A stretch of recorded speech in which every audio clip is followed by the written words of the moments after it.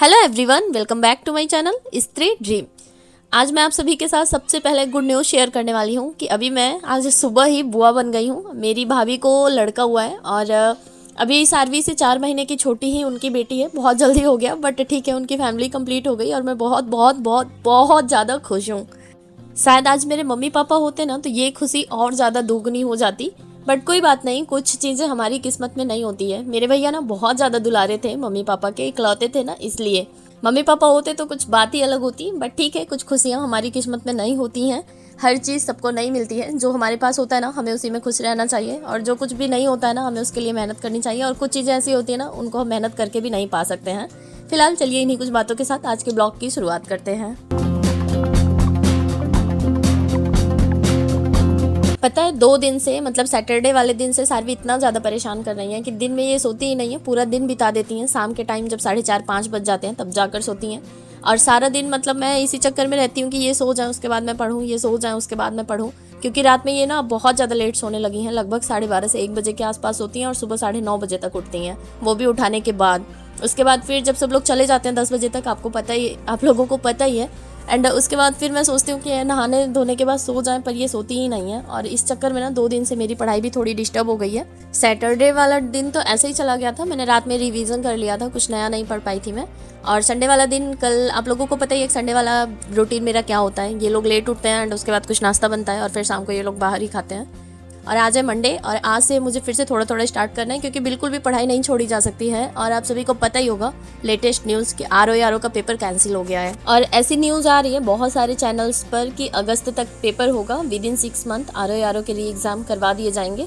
पता नहीं होगा कि नहीं होगा, क्योंकि मैंने आप सभी के साथ शेयर किया था कि जब मैंने 2016 में दिया था तो वो वाला एग्ज़ाम आकर 2020 में हुआ था।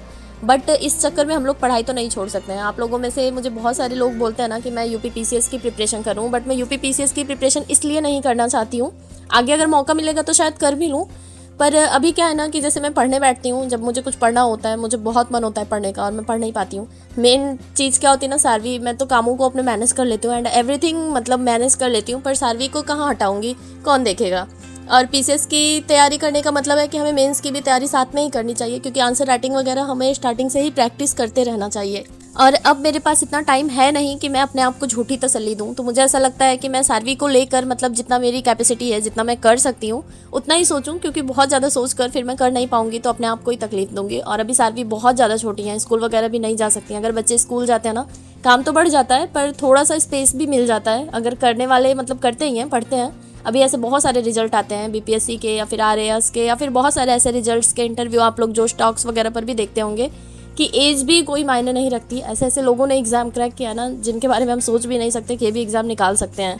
तो ऐसा नहीं है कि कुछ किया नहीं जा सकता, बहुत कुछ किया जा सकता है, पर थोड़ा सा टाइम मैनेजमेंट होना बहुत ज़्यादा ज़रूरी है। फिलहाल अभी मैं सारवी को लेकर सिर्फ आरओ का ही सोच सकती हूँ, क्योंकि इसमें इंटरव्यू वगैरह भी नहीं है और आंसर राइटिंग वगैरह भी मतलब इतना ज़्यादा कुछ बर्डन नहीं है, क्योंकि इसका मेंस वाला पेपर भी इतना ज़्यादा टफ नहीं होता है। और सबसे बड़ी बात कि इसमें इंटरव्यू भी नहीं होता है। अब जब घर में पैक हो जाओ, सिर्फ घर में रहने लगो ना, तो इंटरव्यू वगैरह के नाम से बहुत ज़्यादा डर लगने लगता है, क्योंकि घर में रहकर हम कैसे एनवायरनमेंट में रहते हैं आप सभी फील कर सकते हैं। और यहाँ पर मतलब हमारा पर्सनैलिटी डेवलपमेंट होना एंड थोड़ा सा खुलकर बात कर पाना, ये तो यूट्यूब पर मैं मतलब चैनल बनाई और आप लोगों से बातें करने लगी तो थोड़ा सा कॉन्फिडेंस आने लगा। अदरवाइज आप स्टार्टिंग की वीडियोस देखेंगे ना तो आपको समझ में आएगा कि मेरा कॉन्फिडेंस लेवल मतलब कितना था, बहुत ज़्यादा लो था, धीरे धीरे बढ़ रहा है। इन फ्यूचर अगर कभी मुझे ऐसा फील होगा कि मुझे देना चाहिए तो मैं ज़रूर ट्राई करूँगी, क्योंकि ये तो अभी शुरुआत है, अभी सक्सेस तो मिली ही नहीं है। सक्सेस मिलेगी और मैं अभी कहाँ तक जाऊँगी मुझे खुद ही नहीं पता है। फिलहाल मेरे रेंज में अभी आरओ ही आता है, साथ में अभी सीटेट पेपर 2 मुझे देना ही है, क्योंकि वो भी क्वालिफाई नहीं हुआ है।